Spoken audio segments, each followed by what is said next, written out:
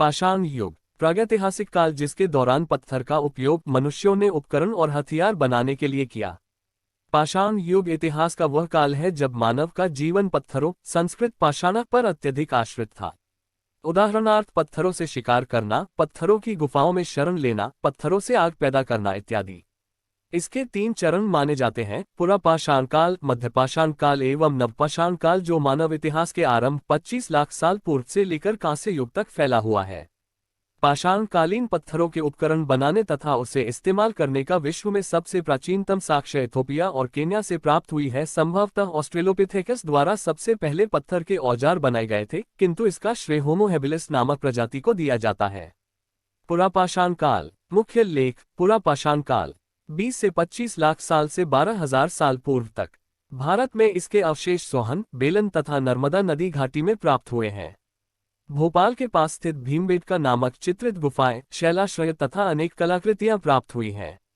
विशिष्ट उपकरण hand axe, कुल्हाड़ी, क्लीवर और स्क्रेपर आदि। संभवतः 5 लाख वर्ष पूर्व द्वितीय हिमयुग के आरंभ काल में भारत में मानव अस्तित्व आया। लेकिन हाल ही में महाराष्ट्र के बोरी नामक स्थान से जिन तथ्यों की रिपोर्ट मिली, जानकारी के अनुसार मानव की उपस्थिति और भी पहले 14 लाख वर्ष पूर्व मानी जा सकती है। भारत में आदिमानव पत्थर के अनगढ़ और अपरिष्कृत औजारों का इस्तेमाल करता था। पुरापाषाणकालीन लोग नेग्रिटो जनजाति के थे। लोग खानाबदोश यानी घुमक्कर जीवन व्यतीत करते थे और जीविका का मुख्य आधार आखेट यानी कि शिकार था। हालांकि आखेट के साथ साथ खाद्य संग्राहक होना पुरापाषाण काल की विशेषता है। मध्यपाषाण काल। मुख्य लेख: मध्यपाषाण काल 12,000 साल से लेकर 10,000 साल पूर्व तक। इस युग को माइक्रोलिथ अथवा लघुपाषाण युग भी कहा जाता है। पाषाण युग और उसके बाद का मानव जीवन। अनुभाग में संदर्भ या स्रोत नहीं दिया गया है। ऐसे ही शैलचित्र उत्तर प्रदेश के मिर्जापुर जिले के विंध्य पहाड़ी के कंदराओं में भी मिला, जिसे सीताकोबर नामक स्थान पर 12 फरवरी 2014 को एक गच्छिव सागर बिंद ने खोज निकाला था, जिसकी पुष्टि के लिए U0-0 राज्य पुरातत्व विभाग के क्षेत्रीय पुरातत्व अधिकारियों ने की। शैलचित्र: सीताकोबर, जनपद मिर्जापुर। जनपद मुख्यालय मिर्जापुर से लगभग 11-12 किलोमीटर दूर, टांडा जलप्रपात से लगभग 1 किलोमीटर पहले, सीताकोबर नामक पहाड़ी पर एक कंदरा में प्राचीन शैलचित्रों के अवशेष प्रकाश में आए हैं। शिव सागर बिंद। जनसंदेश टाइम्स मिर्जापुर। सूचना पर U0-0 राज्य पुरातत्व विभाग के क्षेत्रीय पुरातत्व अधिकारी के साथ उक्त शैलाश्रय का निरीक्षण किया और शैलचित्रों को प्राचीन तथा ऐतिहासिक महत्व का बताया।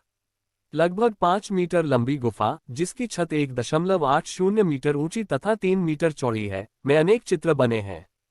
विशालकाय मानवाकृति मृग समूह को घेर कर शिकार करते भालाधारी घुड़सवार शिकारी, हाथी, वृषभ, बिच्छू तथा अन्य पशु पक्षियों के चित्र गहरे तथा हल्के लाल रंग से बनाए गए हैं। इनके अंकन में पूर्णतः खनिज रंगों हेमेटाइट को घिसकर का प्रयोग किया गया है। इस गुफा में बने चित्रों के गहन विश्लेषण से प्रतीत होता है कि इनका अंकन 3 चरणों में किया गया है। प्रथम चरण में बने चित्र मुख्यतया आखेट से संबंधित है और गहरे लाल रंग से बनाए गए हैं। बाद में बने चित्र हल्के लाल रंग के तथा आकार में बड़े व शरीर रचना की दृष्टि से विकसित अवस्था के प्रतीत होते हैं। साथ ही उन्हें प्राचीन चित्रों के ऊपर अध्यारोपित किया गया है।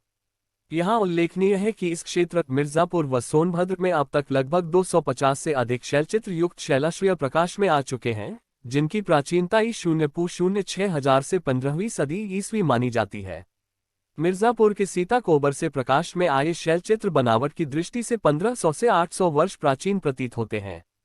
इन क्षेत्रों में शैलचित्रों की खोज सर्वप्रथम 1880-81 E0 में J0 काकबन व A0 कालल ने किया। तदुपरांत लखनऊ संग्रहालय के श्री काशी नारायण दीक्षित, श्री मनोरंजन घोष, श्री असित हालदार, मी0 वद्रिक, मी0 गार्डन, प्रोफ0 G0R0 शर्मा, डॉ0R0 K0 वर्मा, प्रो0 P0 C0 पंत, श्री हेमराज, डॉ0 जगदीश गुप्ता, डॉ0 राकेश तिवारी तथा श्री अर्जुन दास केसरी के अथक प्रयासों से अनेक नवीन शैलचित्र समय समय पर प्रकाश में आते रहे हैं।